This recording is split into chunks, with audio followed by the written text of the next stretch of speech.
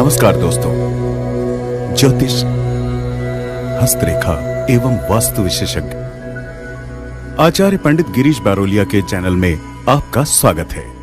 कृपया हमें अपना स्नेह व सहयोग प्रदान करें। हमारे चैनल को सब्सक्राइब करें और बेल आइकॉन को प्रेस करें। साथ ही अपने आत्मीयजनों के साथ इसे अधिक से अधिक शेयर करें। आपका जीवन मंगलमय हो। लाइक करें, शेयर करें। आचार्य पंडित गिरीश बारोलिया, ज्योतिष, हस्तरेखा एवं वास्तु चैनल।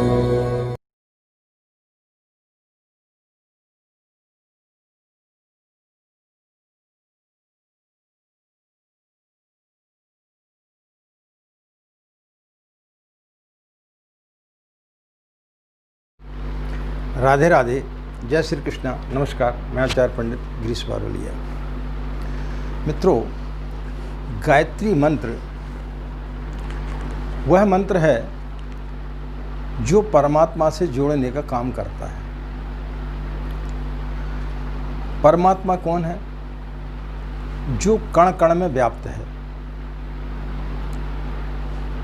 सृष्टि का ऐसा कोई भी पदार्थ या कोई भी वस्तु नहीं है जिसमें परमात्मा ना हो। ये बात अलग है कि हम अपनी नंगी आंखों से उसे देख नहीं पाते, लेकिन परमात्मा कण कण में मौजूद है। ऐसे परमात्मा को कैसे देखा जाए, कैसे उससे मिला जाए, वह कार्य करता है गायत्री मंत्र। जीवन में या यूँ कहें कि प्रकृति में नित्य परिवर्तन होते रहता है। आप छोटे से बड़े होते जाते और अंत में फिर आप मृत्यु को प्राप्त होते हैं। नदी, नाले, तालाब, पशु पक्षी, झाड़, पेड़, पौधे, निरंतर हर चीज़ में परिवर्तन हो रहा है। सिर्फ एक है जिसमें परिवर्तन नहीं होता, वो है परमात्मा यानी ईश्वर, जो अनादि से वैसा ही है। उसमें एक भी रत्ती परिवर्तन नहीं है। उससे जुड़ने का माध्यम या उसका जो उद्गम स्रोत है वो है गायत्री महामंत्र। गायत्री महामंत्र क्या करता है?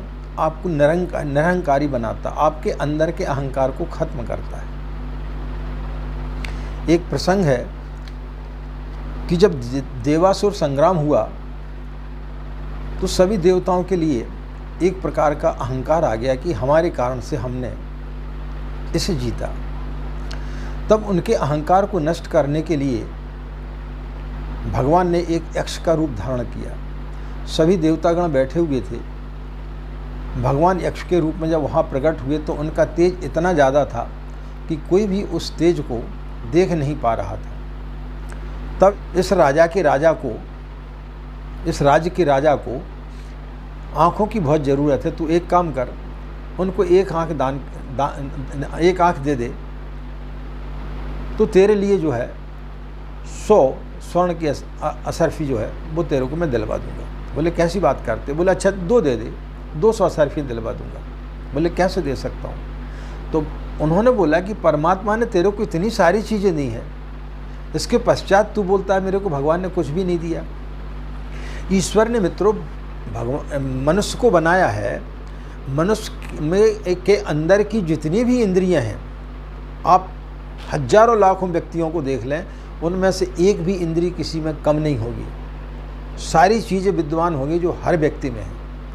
तो हर व्यक्ति में वो सारी चीज़ें विद्वान हैं जो पूज्य गुरुदेव में थी, जो शंकराचार्य में थी, जो बुद्ध और महावीर में थी, जो भगवान राम और कृष्ण में थी, जो जीसस में थी, जो नानक में थी।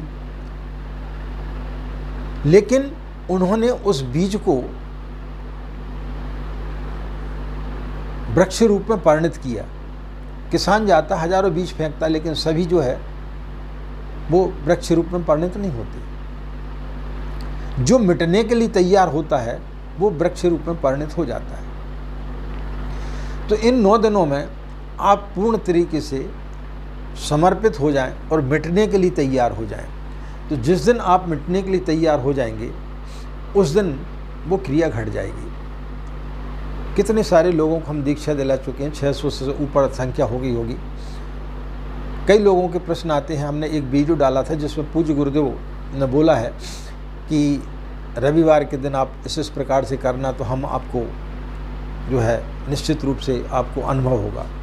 तो बहुत सारे लोगों के मैसेज आए कि हमने रविवार के दिन इस प्रकार का प्रयोग करके देखा, लेकिन हमें तो एहसास नहीं हुआ। इतना सरल है क्या?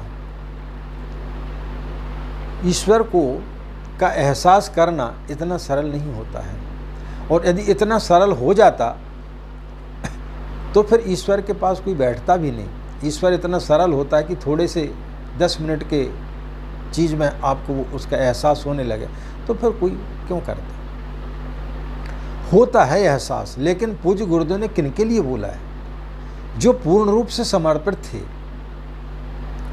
जिन्होंने बोला कि करस्य वचनम, जो आप कहेंगे वो हम करने के लिए तैयार हैं। आप बोलें कि हम आग में कूद जाए, आग में कूदने के लिए तैयार हैं। जैसा उन्होंने इंद्र ने अग्नि देवता को बोला कि आप जाकर के देखें ये कौन है।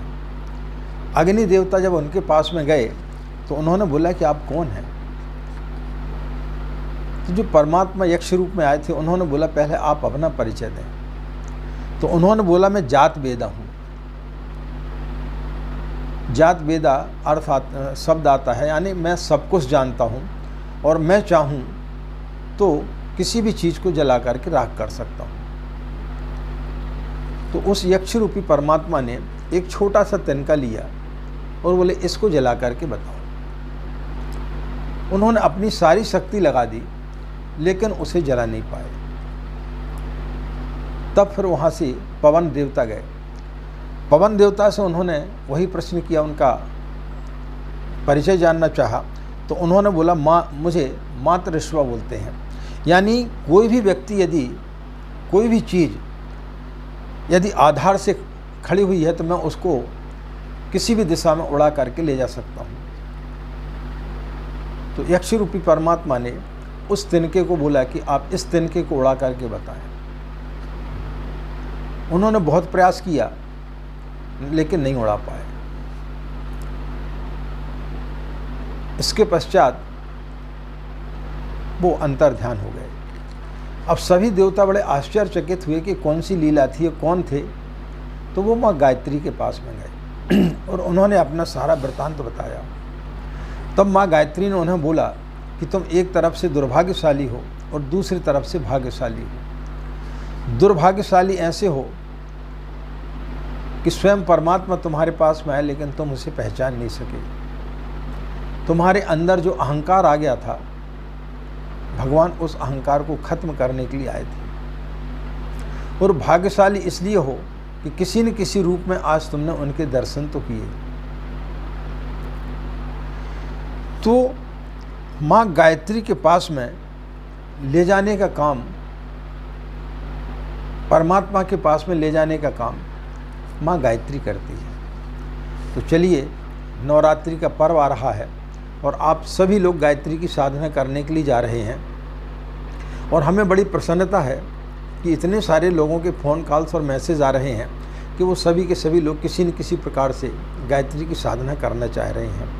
और इसी के तहत हमने भी उनकी जिज्ञासाओं को देखते हुए कम से कम 25-30 वीडियो हमने सिर्फ नवरात्रि को लेकर के डाले हुए हैं।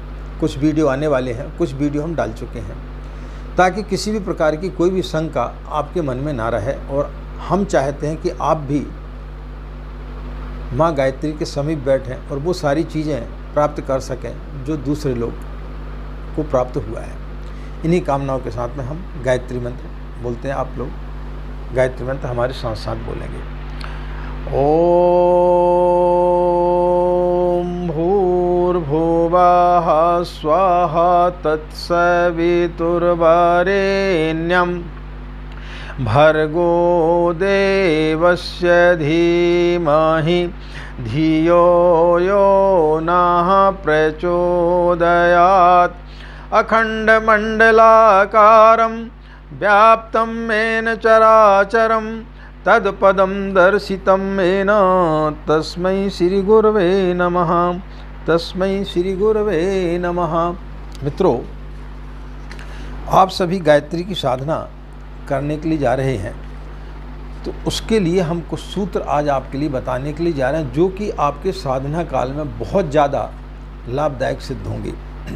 यह वीडियो आप सभी लोगों के लिए इतना काम आने वाला है कि यदि आपने इस वीडियो को सुना और इसके माध्यम से यदि आप साधना में बैठे तो निश्चित रूप से आपके लिए 100% उसका लाभ प्राप्त होगा।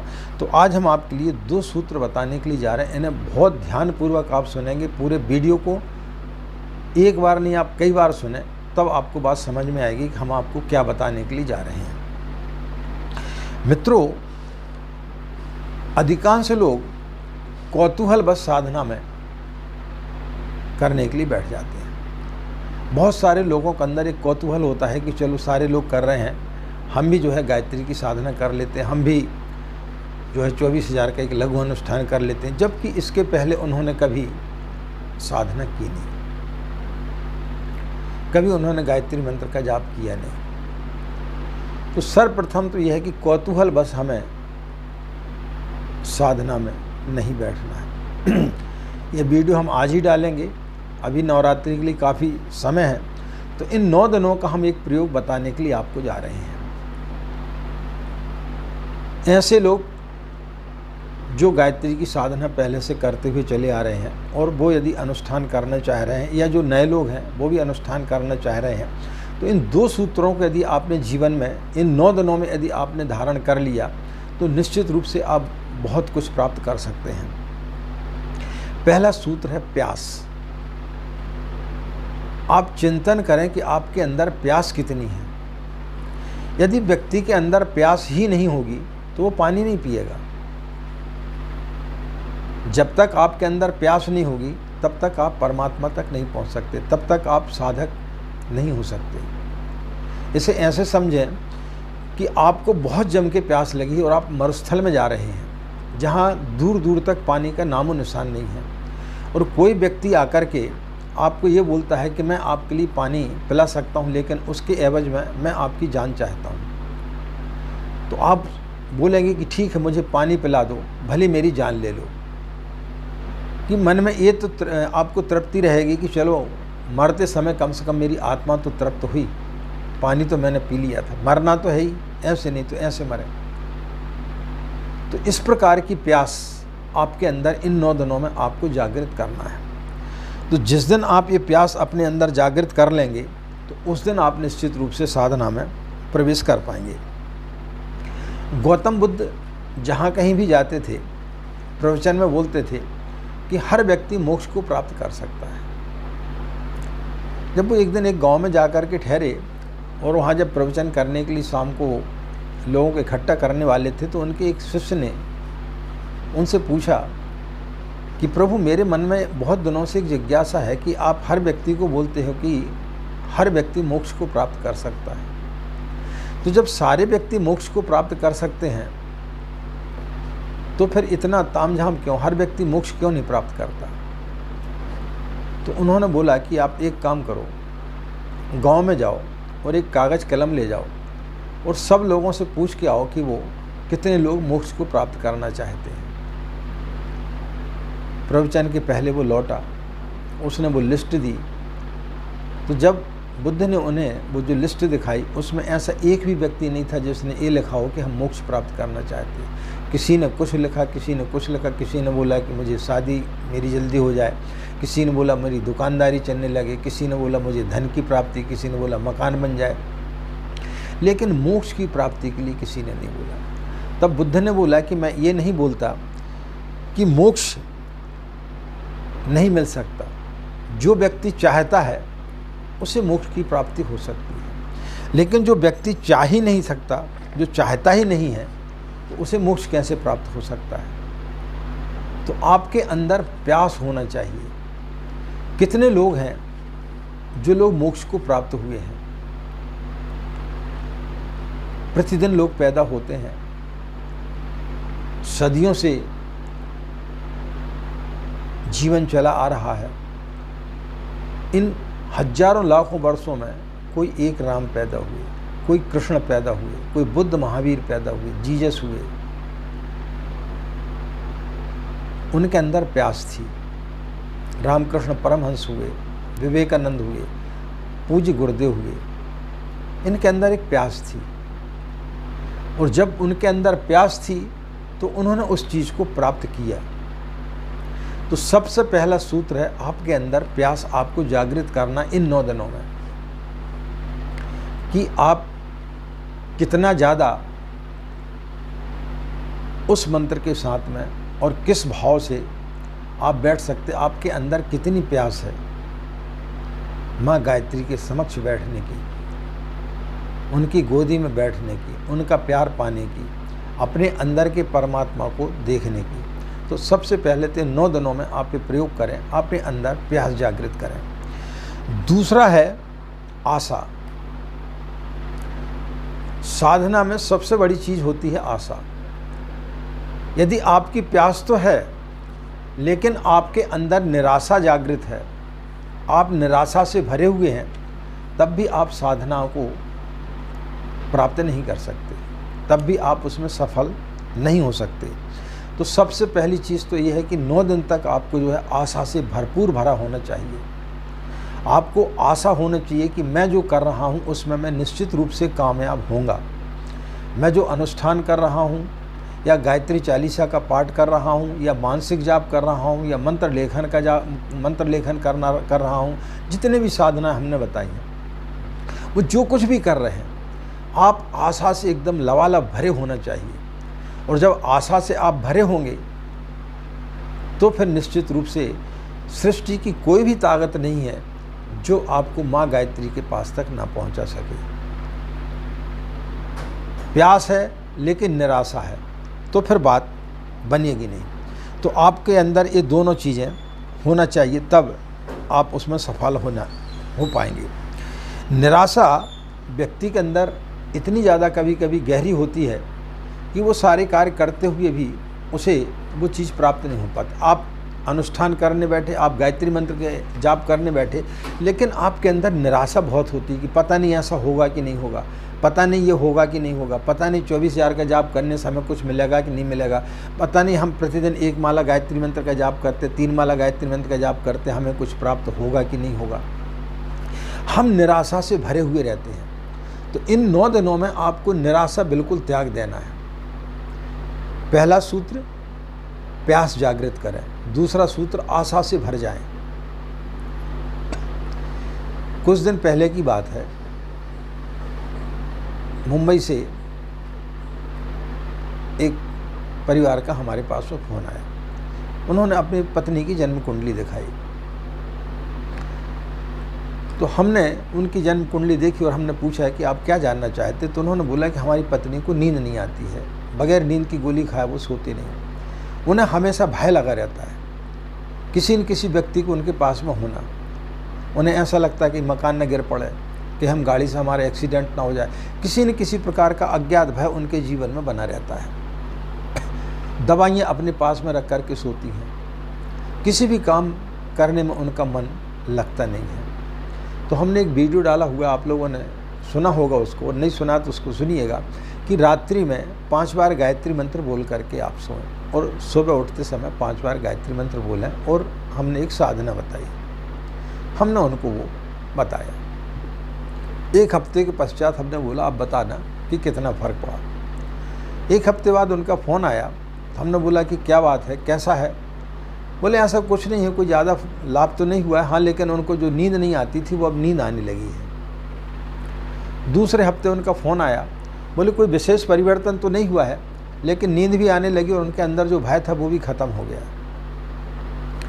तीसरे हफ्ते फ़ोन आया, बोले अब वो दवाइयाँ भी अपने पास में नहीं रखती हैं, काम में भी उनका मन लगता है, लेकिन कोई विशेष परिवर्तन नहीं हुआ है। ये हुआ निराशावादी।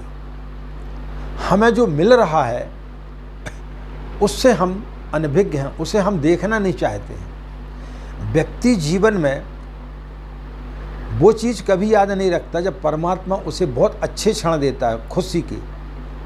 जब आप खुश होते हैं, आपके जीवन में जब ढेर सारी खुशियाँ आती हैं, वो समय व्यक्ति भूल जाता है, वो सब व्यक्ति कभी याद नहीं रखता। कौन सा समय व्यक्ति याद रखता है? जिन समय में आपको कष्ट होता है। तो हम बुरे समय को याद रखते हैं, तो हर व्यक्ति जो है वो निराशा से भरा रहता है, इसलिए ईश्वर तक नहीं पहुंच पाता। अब उनको इतने ज़्यादा फायदे होते जा रहे थे, लेकिन वो उसको उल्टी दिशा में सोच रहे थे, कोई विशेष फायदा नहीं हुआ। उसे हम इस प्रकार से भी बोल सकते थे कि हाँ, ये फायदा तो हमें हुआ। ये आशावादी व्यक्ति बोलता है। लेकिन निराशा वाला व्यक्ति जो है, उसको जो कुछ भी चीज़ें मिलती जाएंगी, उसको उसमें भी निराशा रहेगी कि नहीं, ये नहीं मिला, ये और मिलना था, ये नहीं हुआ, ये और होना था। तो ये निराशावादी सोच को हमको पहले ख़त्म करना पड़ेगा, तब आपकी बात बनेगी। जो भी घटित हो रहा है, जब आप साधना करते हैं तो उस समय आपको इस चीज़ का ध्यान रखना है कि जो भी आपके अंदर घटित हो रहा है वो आपको याद रखना है।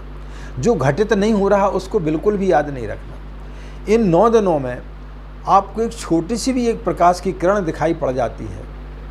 साधना काल में एक छोटा सा भी यदि आपके अंदर कोई महसूस होता है कि किसी ने आपको स्पर्श किया है, एक क्षण के लिए भी यदि आपको ऐसा लगता है कि पूज्य गुरुदेव का स्पर्श आपको